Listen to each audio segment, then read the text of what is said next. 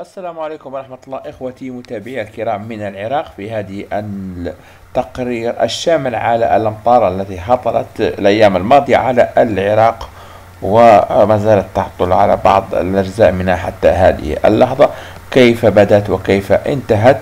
نحن سوف نعود بالإرشيف حتى يوم 15/2/2018 حتى هذه اللحظة لنرى كيف تحركت السحب وأين هطلت أول مكان وأي المناطق التي هطلت عليها بغزارة وأيهما هطلت عليها بكميات بسيطة. طبعا أرشيف كامل حول هذه الأمطار. لن نتحدث عن الماضي، لن نتحدث قليلا عن المستقبل، نتحدث قليلا عن الماضي، لا شيء في ذلك. سنبدأ طبعا النشرة من يوم 15/2/2018 زي ما ذكرنا عند الساعة 2 ليلا في تحريك خطوة بخطوة. قد يطول بعض الشيء الفيديو، لكن المهم أن تعرف أنت كعراقي أين هطلت الأمطار. طبعا دائما سنسلط الأضواء على أكبر المدن مثل الموصل وبغداد والسليمانية كركوك والبصرة. طبعا باقي محافظات هي محافظات عزيزة علينا وغالية، لكن لا يمكن لا يسع المجال لذكر كل المناطق، فالعراق بلد كبير ومليء بالمدن الكبيرة والصغيرة وحتى القرى والأرياف. لن نتطرق إليها في هذه النشرة، وبما في وضمنها بعض المتابعين الجيدين في بعض المناطق مثل ديالى وبعض المناطق الثانية. المهم سنبدأ في يوم 15/2/2018. هذا هو التاريخ، دائما تابع التاريخ. وهذه الساعة طبعا الساعة بالتوقيت العالمي. وكمية الأمطار ستجد أسفل هذا اليد 0 هذا يعني 0 ملي متر. سنبدأ في تحريك البرنامج ليبدأ بالتحريك من تلقاء نفسه. دائما تابع هنا، لا شيء عند الساعة 16:10. لاحظ الأمطار بدأت عند الساعة 8 صباحا يوم 15 في هذه المناطق.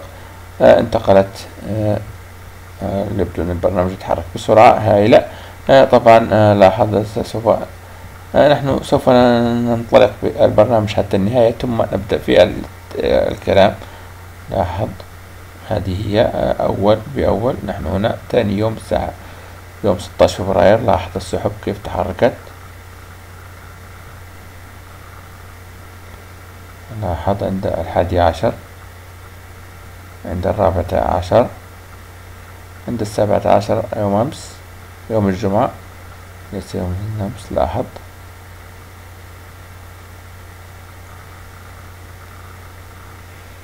شيف جيد. لاحظ كيف تحركت الأمطار.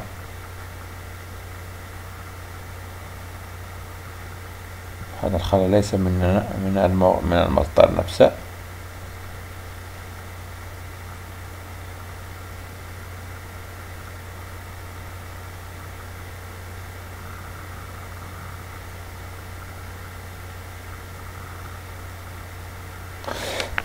الآن 18/2 اليوم في هذا اليوم.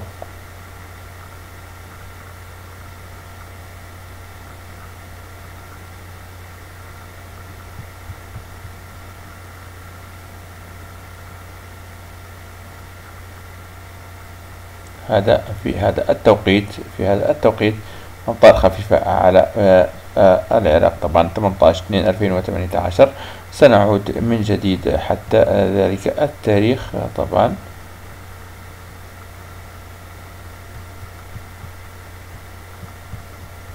اسمحوا لي طال الفيديو قليلا. قمنا حتى يوم 15.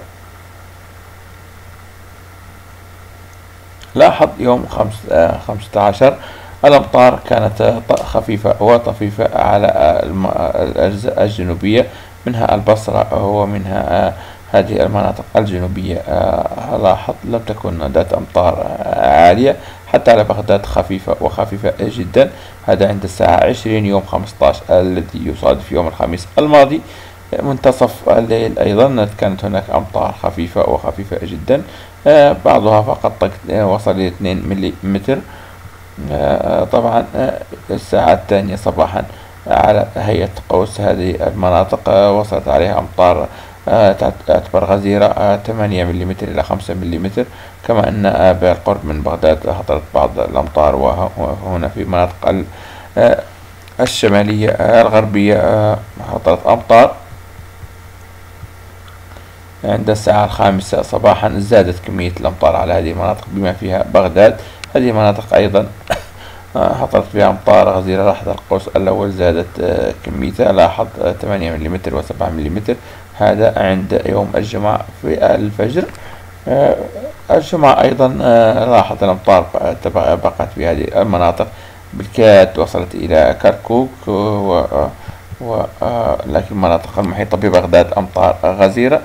لاحظ يوم الجمعة أيضا أمطار وصلت إلى كركوك والسليمانية مع بعض، كما أنها غادرت المناطق الجنوبية نوعا ما، ولكن استمرت على بغداد لأكثر من 6 ساعات أو 10 ساعات 12 ساعة حتى هذه اللحظة. لاحظ أيضا في منتصف النهار كانت هناك أمطار ليست بالغزيرة على بغداد، لكنها غزيرة شمال بغداد، يعني ليست هي غزيرة ولكن ليست بالغزيرة. لاحظت في هذه المناطق كانت غزيرة وغزيرة جدا. هذا يوم الجمعة. لاحظ الأمطار على هيئة شريط غزير والباقي خفيف، كما أن هذه المناطق هطلت عليها أمطار غزيرة. لاحظ تمددت حتى السليمانية وكركوك وحتى الموصل أمطار، أصبحت هناك أمطار. بغداد لم تغادرها الأمطار. لاحظ الأمطار كيف وصلت على العراق على بغداد. لاحظ الأمطار في هذه المناطق لن تغيب مدة تقريبا 24 ساعة وهي تهطل على هذه المناطق، وهذه المناطق أيضا أمطار وأمطار غزيرة حصلت. الحمد لله رب العالمين على هذه النعمة. لاحظ الأمطار هنا أيضا أمطار على الموصل أمطار. هذا يوم السبت عند الساعة 2 فجرا. بغداد لم تغيب عنها الأمطار. لاحظ الأمطار أيضا عند السليمانية وكركوك وهذه المناطق غزيرة جدا خفيفة على الموصل، متوسطة على بغداد، ولا شيء يذكر في مناطق الجنوب. لاحظ الأمطار كيف كانت هنا أيضا غزيرة في هذه المناطق، كما أن الأمطار بدأت تهطل في هذه المناطق المحاذية للسعودية والأردن. هذا يوم الأمس أيضا أمطار في هذه المناطق، وأمطار خفيفة على بغداد، أمطار غزيرة في هذه المناطق تصل إلى 8 ملم. لاحظ الأمطار كيف كانت. لاحظ طبعا هذه كلها أرشيف ليست توقعات، فقط لنوضح الناس كيف كانت الأمطار. لاحظ في هذه المناطق أمطار وأمطار أخرى. في هذه المناطق وصلت إلى 11 ملم بعض المناطق، وهنا أمطار جيدة وهطلت أيضا في هذه المناطق. طبعا مواقع السعودية نشرت صور عديدة وفيديوهات عديدة جدا عن الأمطار التي هطلت، بالرغم أنها لا تقارن بأمطار العراق، إلا أن النشطاء الفيس والتويتر خصوصا في السعودية نشطاء جدا، نشروا كل الفيديوهات وبأشكال عديدة وبجميع المناطق والسيول أيضا. بالنسبة لأمس مساء نهاية نهار الأمس كانت في هذه المناطق أمطار غزيرة. الموصل أيضا أمطار غزيرة تصلت حتى 3 ملم. بغداد لم تغيب عنها الأمطار لمدة أيام وليست ساعات. لاحظ هذه المناطق ومنطقة البصرة وصلت إليها بعض الأمطار المتفرقة. هذا بالنسبة لأمس. لاحظ الأمطار كيف كانت على بغداد مساء الأمس أو فجر هذا اليوم 22.8 ملم. لاحظ في الساعة 25 أمطار، ولا قوة إلا بالله. هذه الأمطار هذه المناطق دائما نقول أن هي اعتادت على الأمطار، لكن هنا في بغداد وهذه المناطق الأمطار تأتيها على مراحل وفي فترات زمنية بعيدة بعض الشيء، لكن هذه المناطق طبعا أكيد طبيعة جغرافية ممكن جبلية، لذلك الأمطار دائما غزيرة في المناطق الجبلية. لاحظ المناطق الجنوبية أيضا حتى هذه المناطق، والكويت أيضا بعض الأمطار حصلت عليها. لاحظ بغداد غادرت هذه السحابة في هذا المكان، لكن لاحظ 52 ملم في ساعة واحدة. هذا الشيء ما شاء الله تبارك الرحمن. لاحظ كل هذه المنطقة كانت أمطار غزيرة وغزيرة جدا. لا أدري ما هي النتائج هذه الأمطار، الأضرار التي سببتها. لاحظ هنا أمطار خفيفة وهنا أمطار غزيرة، الفرق بيناتهم بضع كيلومترات فقط، يعني أمطار غزيرة وغزيرة جدا. شيء سبحان الله فعلا، يعني أمطار غزيرة.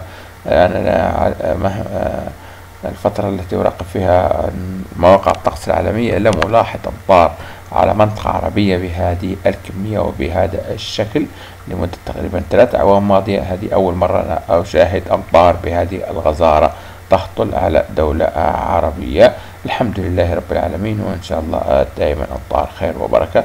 اليوم في الساعة 8 صباحا غادرت الأمطار بغداد واتجهت إلى إيران، باستثناء هذه المناطق وأيضا المناطق الجنوبية، البصرة، الفاو، كل هذه المناطق التي تأخرت عليها الأمطار وصلت أمطار اليوم غزيرة وغزيرة جدا.